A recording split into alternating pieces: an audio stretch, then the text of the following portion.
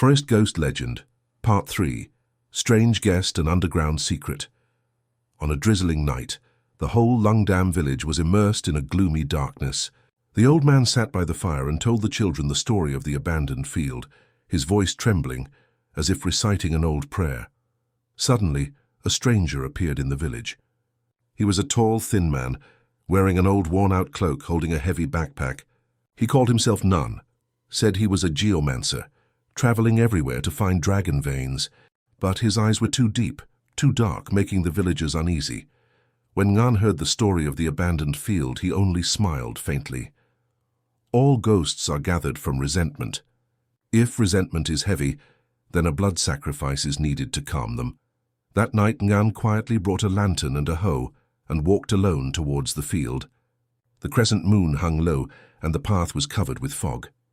Ngan stood in the middle of the abandoned field, stuck the lantern in the ground and began digging. After a few strokes of the hoe, he hit something hard. When he pushed the soil away, under the mud appeared human bones.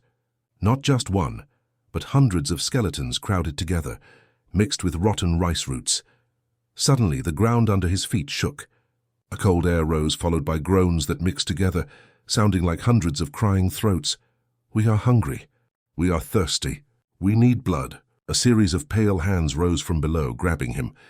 In the flickering lantern light, ghosts appeared. Headless people, soldiers in torn battle clothes, long-haired women, pale-faced children. After escaping, Ngan returned to the village, telling the village chief the horrifying story. The old man confirmed. The field was the place where the bodies of people killed in an old raid were buried. Blood soaked into the field, rice grew from the bodies. The next night Ngan returned. He brought with him a blood-drawn talisman, a black chicken.